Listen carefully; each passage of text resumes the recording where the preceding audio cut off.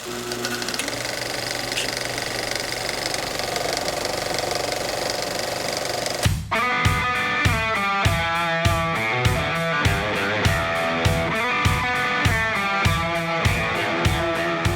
for two-wheeling classics, I can't think of a better place right now to be after TT than on the Isle of Man in the TT Museum, and this is exactly where we are.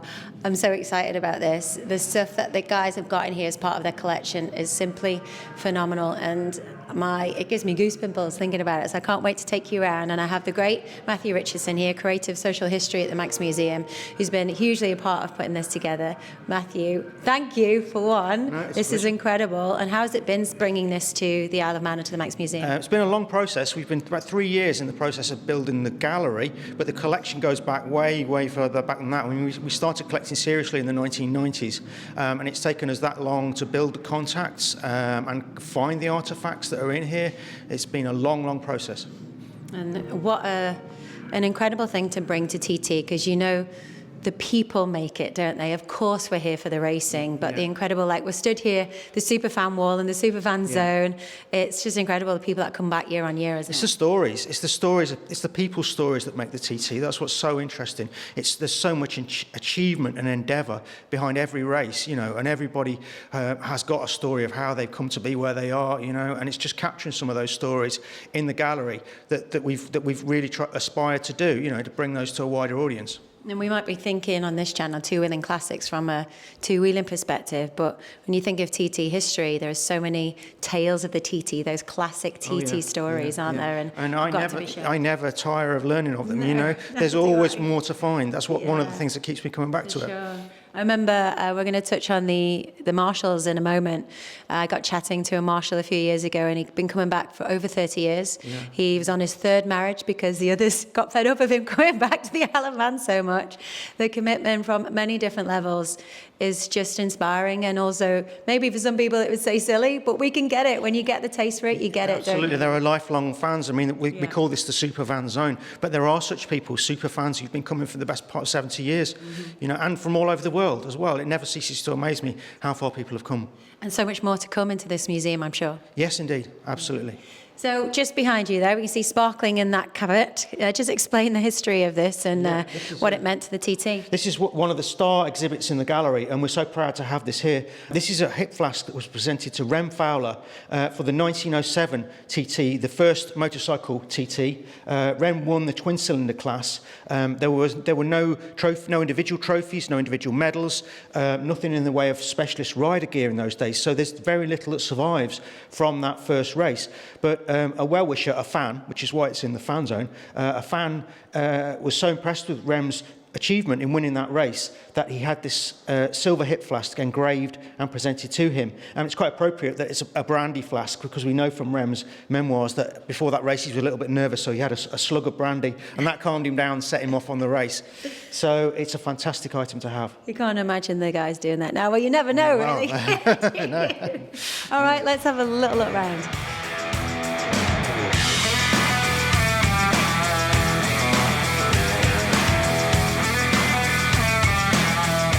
Again, we move into this second space, and it's rules of engagement in here? On this side, it's rules of engagement, but on this side over here, we are looking at what we call international renown. This is where different countries in the world have come to the Isle of Man to prove their technology or to prove their ideology. We will come back to Honda because they have had such a prominent place in the TT. But first of all, let's come back to the start here. So if you go back to the very early years, the years just before the First World War, and just after the First World War, it was a purely British dominated event. If you look down the entry lists, it's every manufacturer virtually is British. Every town in Britain had their own manufacturer. It was a cottage industry. So in this section, we look at how it started off on some of those early makes. And here we have an AJS machine which took part in the 1914 Junior TT. Now, machines that you can prove took part in a pre-First World War race. You can count them on the fingers of one hand. They are that rare. But we're very fortunate with this one that it comes with an awful lot of documentation, and we were able to confirm that the engine number, frame number, and registration number go right back to 1914. So it is definitely the machine that was ridden in that race. That was the race that really launched AJS. I think they took the first 5 out of 6 places in that first race, and it really put AJS on the map, and they launched as a limited company in the wake of that success. Fantastic.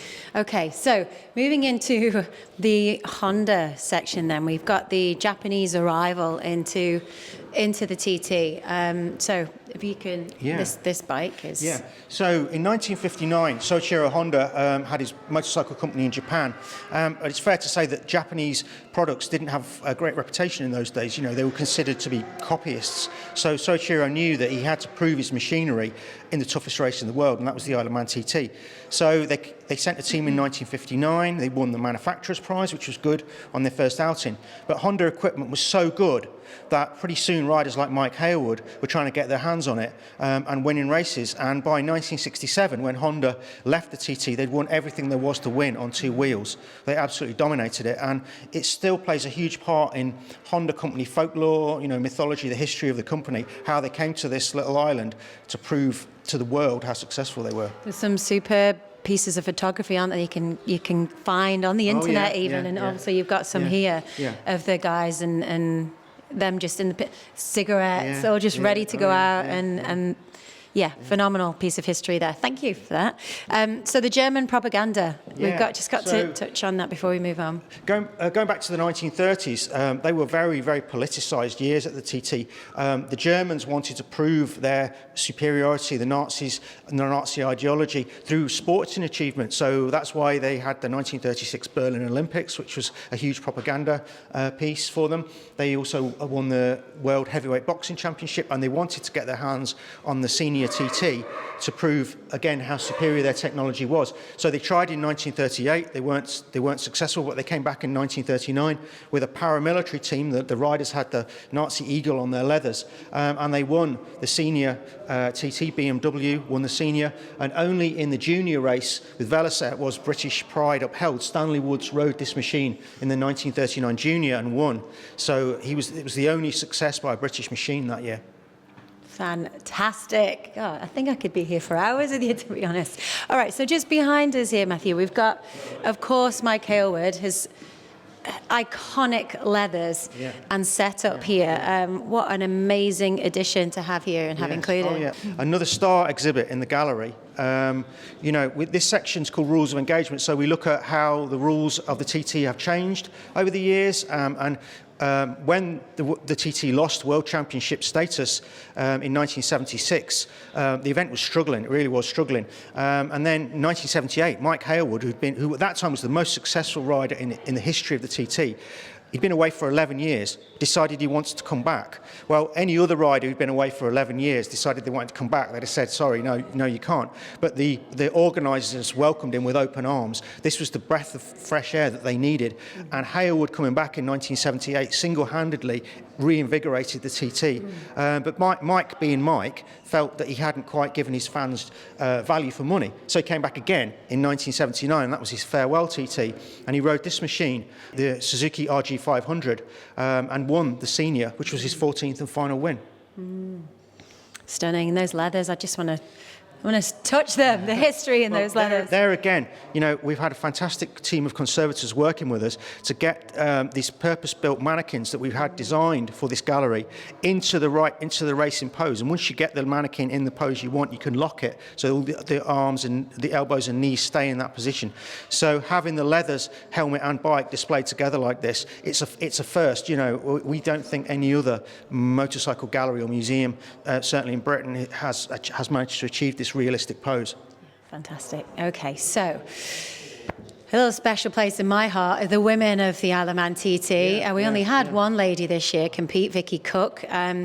Now, we had some struggles having the women part of the TT in our history. They started out, and they got stopped. There was all petitions and protesting against it. And then finally Beryl Swain comes back on the scene, and Yeah. Well, Beryl was the first solo rider. There had been female sidecar passengers prior to that, but Beryl was the first solo competitor, came in 1962, and she only competed for that 1 year. The authorities very quickly banned her because they were very worried about bad publicity if she were to be injured in an accident. So female competitors were outlawed at the TT up until 1978 when that ban was lifted. But now we're in a situation where, quite uniquely for a sporting event, men and women compete on absolutely equal terms. There's no men's game, women's game like there is in tennis. It's absolutely a level field, which is really interesting. And of course, we've got the great local Manxie, Carolyn Sells over there, the Manx Grand Prix. She's been the first lady to win around this mountain course. So we wanted to also reflect in this section of the gallery. There's been a whole range of other motorsport events on the Isle of Man, which sometimes run alongside the TT or contributed to it. So the Manx Grand Prix, of course, hugely important in its own right. And we wanted to reflect that Carolyn was the first woman to win a race on the mountain course in the Manx Grand Prix. Yeah, 2009, the ultra lightweight, phenomenal. I've been lucky enough to sit on that bike in the Murray's Museum. It's pretty great. And more wonderful photography, and here is to do with the timing. Yeah, so again, rules of the race. We're trying to explain to our visitors that the TT is slightly different from most other motorcycle events that you'd be probably familiar with. It's a time trial, so you're not actually racing the guy who's beside you on the road. You're racing the clock. Every single rider's in his own race against the clock. So to reflect that, we've got a timekeeper's stopwatch from the 1960s, and also the ready reckoners that the timekeepers used to calculate the speeds from the times. Now, young people today are going to find this difficult to believe, but back in those days, there was no technology like calculators, computers, anything like that. So they had a book, a ready reckoner book, where they could quickly flick through and translate the time that they just recorded into a speed, so they could work out how fast the rider was going.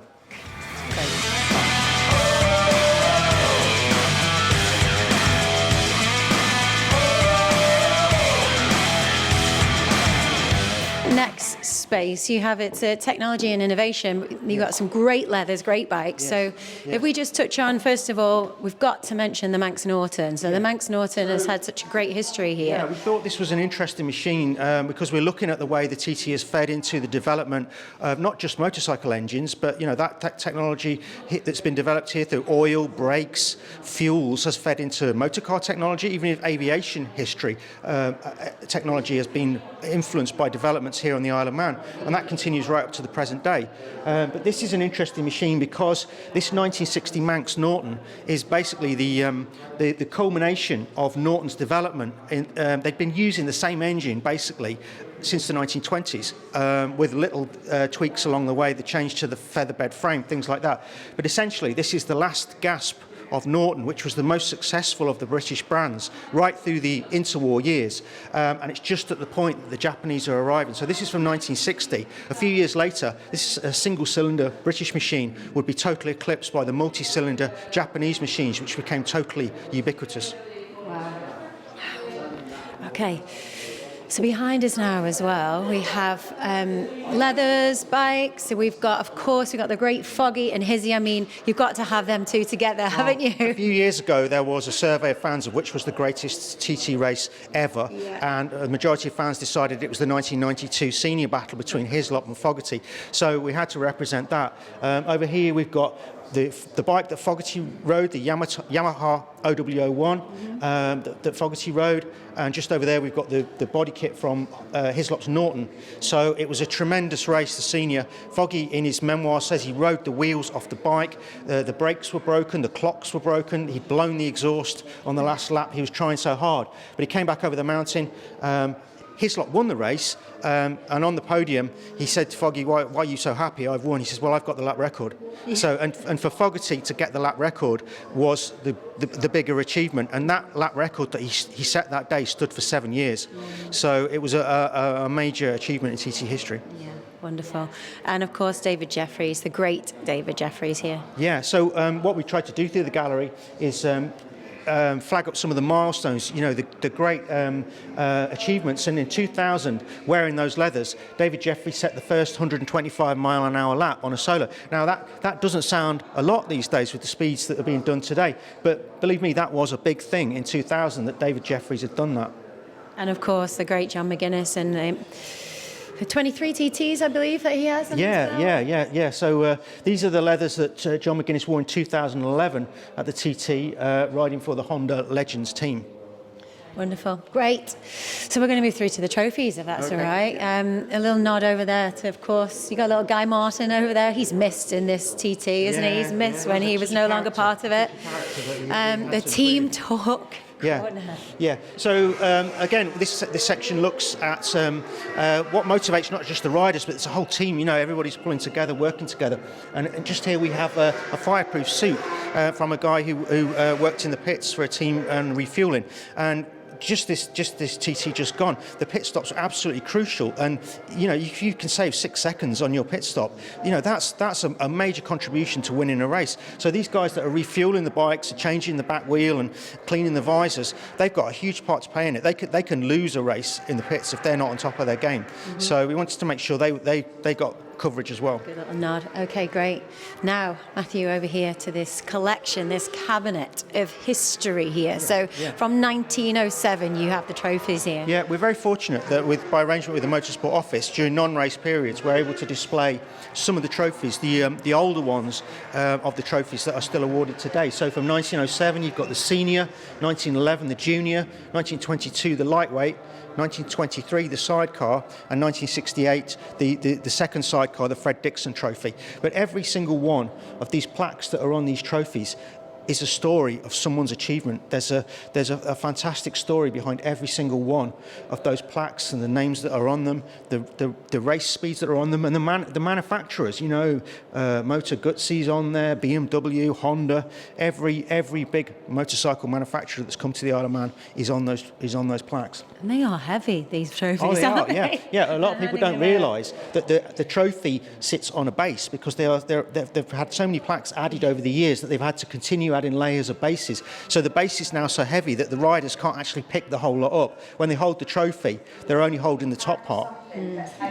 So we're just going to head over here to the scoreboard. We got to show some of the scoreboards. So you've lent, I believe there was a piece lent out to the Victory Cafe, so they have a little bit up there, slice of it up there. And then you have obviously a full when we knew the here. scoreboard was coming down, we had negotiations with the Motorsport Office because it's such an important part of the TT story.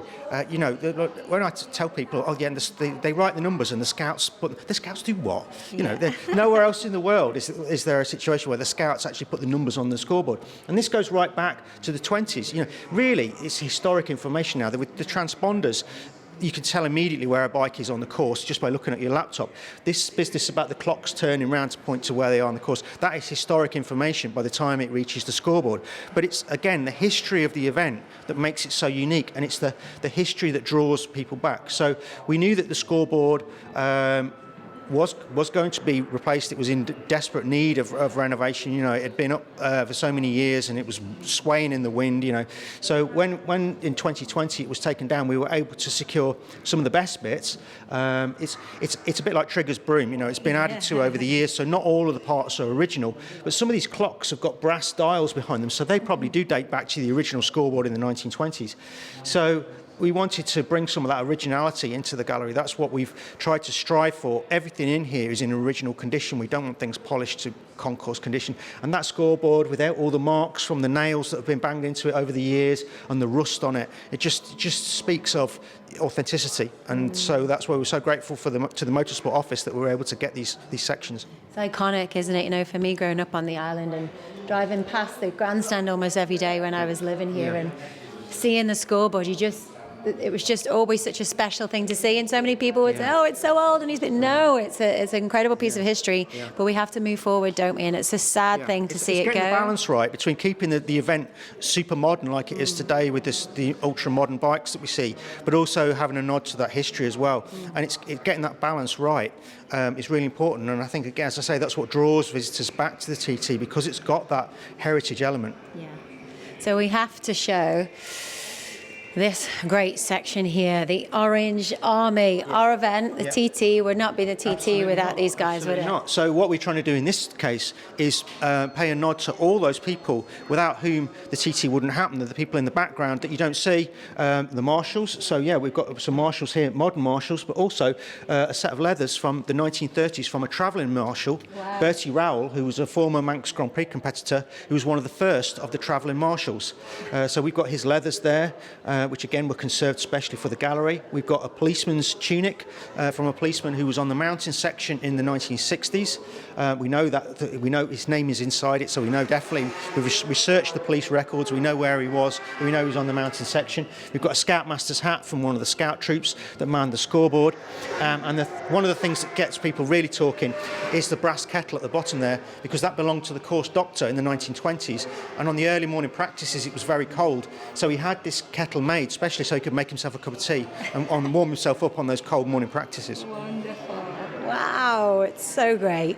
Now, before we do finish our chat, thank you so much for your time. We've got to touch on the social side of it, obviously. TT is like a festival going on around the track, isn't it? Where else in the world do you go for a 2-week festival where after you've seen the racing, you've got great bands, music, bars, loads of entertainment post-race. So we wanted to reflect a bit of that. We've got the Bushes section over here, a pub sign from the 1970s. But this... And the Lido security. Yeah, well, the happening, older people will remember this. The Lido played host to an event called The Happening, where riders and fans would come together for an event that went on to about 2 a.m. So we have a security guard's jacket from the Lido here from the 1970s. But fantastically, we have a programme from Chuck Berry, who played at the Lido on Mad Sunday 1976, and we believe this is the only surviving programme from that 1976 concert. Wow! I got to bring my granddad here. We'd absolutely love it. Wow. So, Nan and Granddad were here. My grandparents had a hotel on the promenade. They started in 1970. So I'm sure they were probably rocking this. And listen, thank you so much for your time. The sign as you come down the stairs here, and we just see it there, the TT Gallery, motorsport is part of our DNA. I can feel it. It gives me goose pimples being here. I really appreciate the stories, and I can't wait to have a proper look round. Thank you for your time, Matthew. Guys, make sure you come and check this out. If you haven't been here at TT, if you're planning to come to the island, get here, come and make a donation, come and enjoy it. There's so much incredible history here and so much more to come as well. I can't wait to see what's next for it. But yes, thank you for joining us. See you then.